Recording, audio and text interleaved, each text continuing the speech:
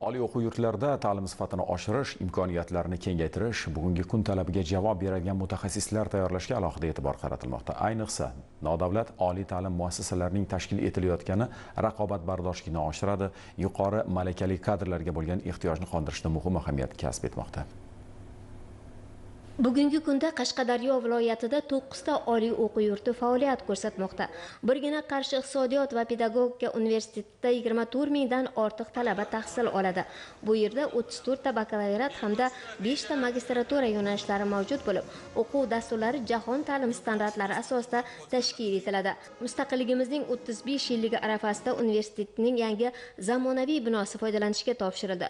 Binoning ochilish marosimida mamlakatimizda prezidentimiz tomonidan yoshlarga yaratib berilayotgan imkoniyatlar alohida e'tirof etildi. O'quv yurtida 10 dan ortiq kompyuter xonalari, 800 o'rinli faollar zali, oshxona, 1250 o'rinli talabalar turar joyi, sport majmuasi talaba yoshlar ixtiyorida. Bundan tashqari kutubxona talaba yoshlar uchun katta imkoniyatlardan biri bo'ldi.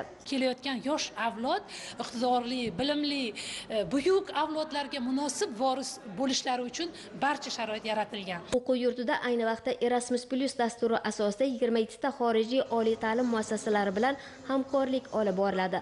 Bu yerda 400 dan ortiq professor o'qituvchi, jumladan xorijiy mutaxassislar faoliyat olib borishyapti. E'tiborli jihati, o'qituvchilardan tortib talabalar ham xorijiy davlatlardagi oliy o'quv yurtlarida dars mashg'ulotlarida ishtirok etib, malaka oshirib qaytishyapti. Hozirda universitetda xorijiy til va adabiyoti yo'nalishini tugatyapman, ingliz tiliga ixtisoslashgan. Ispaniyaning Leon universitetiga bir semestr davomida o'qishga grant yutganman. Bu hammasi prezident tomonidan yaratib berilgan imkoniyatlarning bir mevasi desak bo'ladi. Joriy yil 3 mingdan ortiq talaba universitetni tugatib, mustaqil hayotga qadam qo'ydi. Tadbirda bitiruvchi yoshlarga diplomlar tantanali ravishda topshirildi. 10 gektarlik maydonni egallagan loyihaning keyingi bosqichida 200 o'rinli klinika, 500 o'rinli xususiy maktab va 300 o'rinli zamonaviy maktabgacha ta'lim tashkiloti barpo etiladi va jami 1,5 mingdan ortiq ish o'rinlari yaratiladi. Qishloq xo'jaligi sohasini kompleks modernizatsiya